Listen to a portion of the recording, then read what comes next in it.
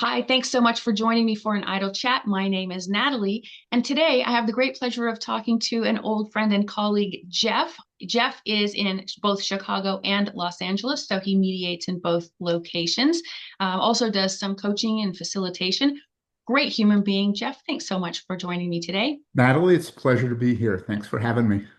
Oh, I'm glad you have that kind of positive attitude because after these hard-hitting journalistic questions, that might change.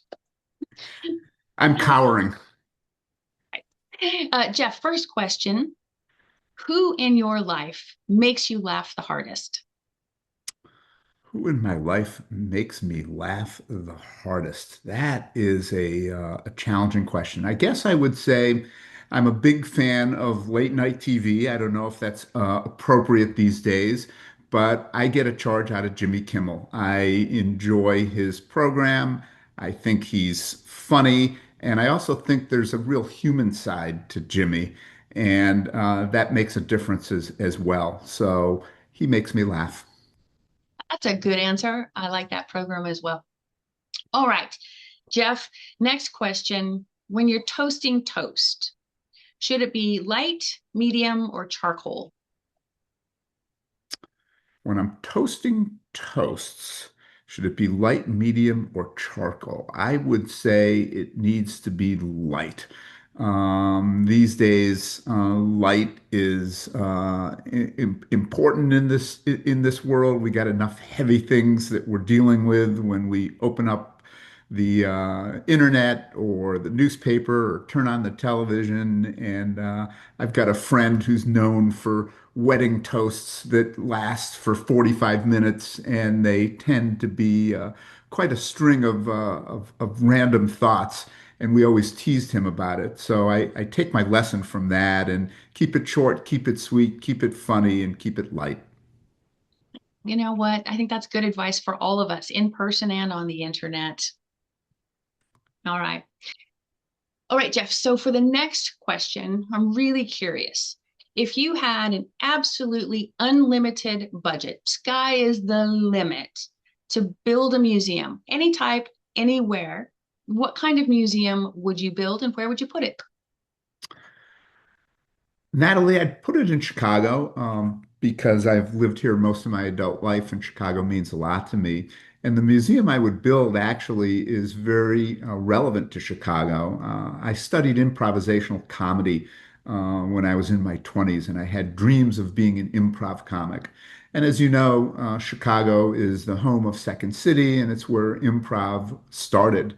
And so I would build a museum of improvisational comedy and talk about the history and have inductees who are famous improv comedians who have moved on to other things, and maybe some not so famous improv comedians who are still worthy of being exhibited in the museum. So that's what I do with my budget. I love that idea. One, you can't laugh too much. It is the best medicine. Two, comics provide for us an opportunity to put up a mirror to society in a way that we frequently find to be uncomfortable. And I think those are really important lessons for us. I agree. And the ability to be self-deprecating and to be able to make fun of ourselves is important as well. Yeah. And to learn that, you don't pick on people, but you can sure pick on the things they do um, all day, every day. So, well, Absolutely. that's a good one. I would go to that museum. I would buy a ticket. Wonderful. I'm going to start fundraising for it tomorrow. I'll get in line.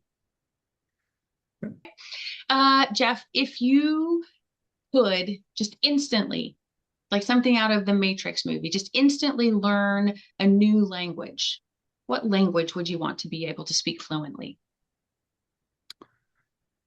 I am studying Spanish right now on Babbel, but if I could just flip a switch and learn a language, I would say it would be either Chinese or Arabic.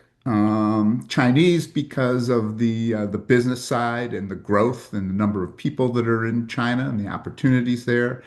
And Arabic if I were going to be a peacemaker. So if I were going to be a mediator and try to mediate peace in the Middle East, I think speaking Arabic would be a huge benefit.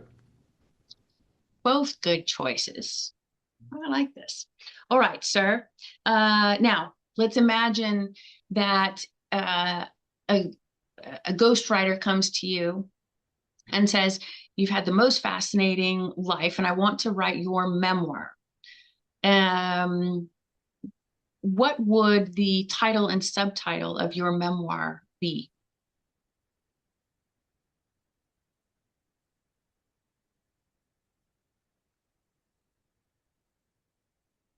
I can't believe I knew this guy when.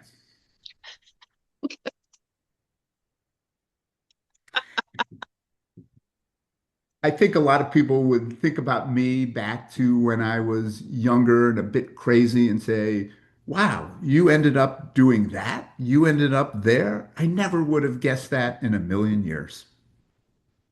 I think we could say that about a lot of people in our generation, right? Absolutely. Absolutely. Uh, But all right. that'll remain our secret. It's just between you and me. Mum's the word. Goes no further. Jeff, in your house, is it okay to wear shoes or should I take my shoes off at the front door? It's perfectly fine to wear shoes. I don't worry about things like that. But if somebody's more comfortable taking off their shoes because they like to walk around barefoot, I'm cool with that too. But Just a chill place. just a chill place. Most of the time, I'm walking around, frankly, without shoes. But that's shorts, t-shirt, and without shoes. That's all right. That's a very LA kind of thing to do. It If you're is. in the land of no socks and Botox. It is. There you go. No socks and Botox. I like that. I haven't heard that. That's good.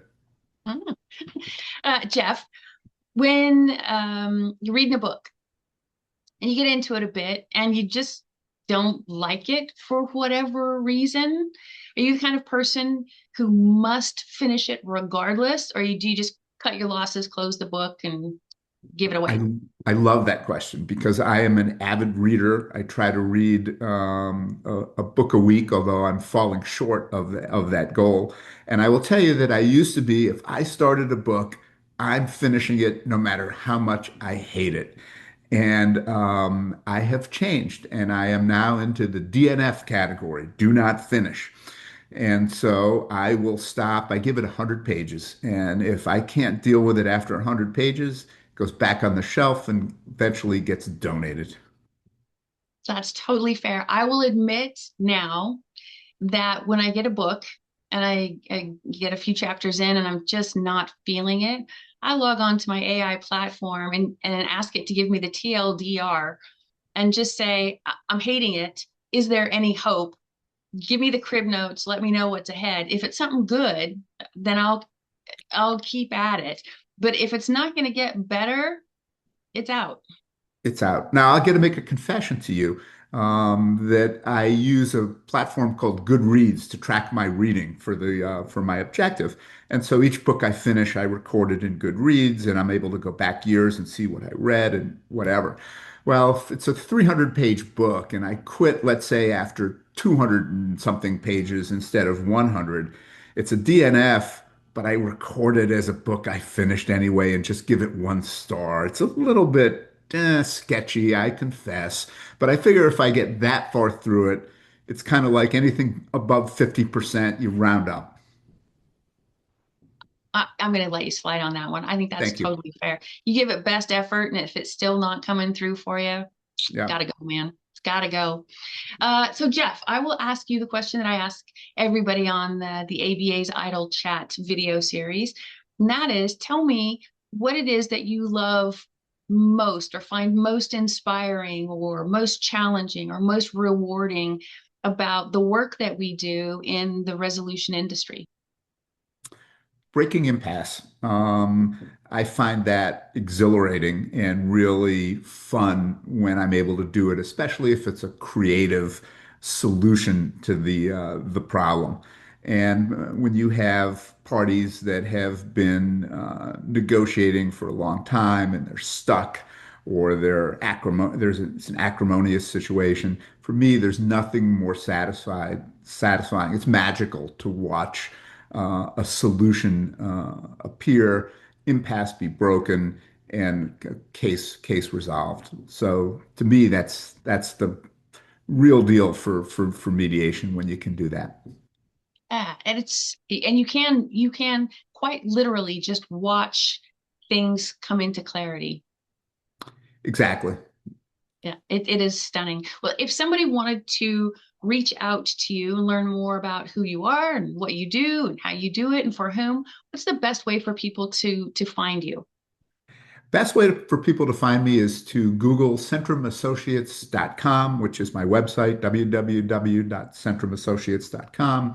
All kinds of information about the work I do in mediation, as well as in strategic human resources consulting, and also LinkedIn under Jeff Husserl, Husserl. So my LinkedIn page has all kinds of information as well, and would love to talk to anyone who is interested in either mediation or the HR side, coaching, team building, assessment. All right, excellent. Jeff, thank you so much. For years and years and years, I've always really enjoyed talking to you, but I really truly appreciate that you were brave enough to join me for an idle chat. Thank you, Natalie. I appreciate the opportunity to be here and always enjoy talking to you as well. It's nice to see your smiling face.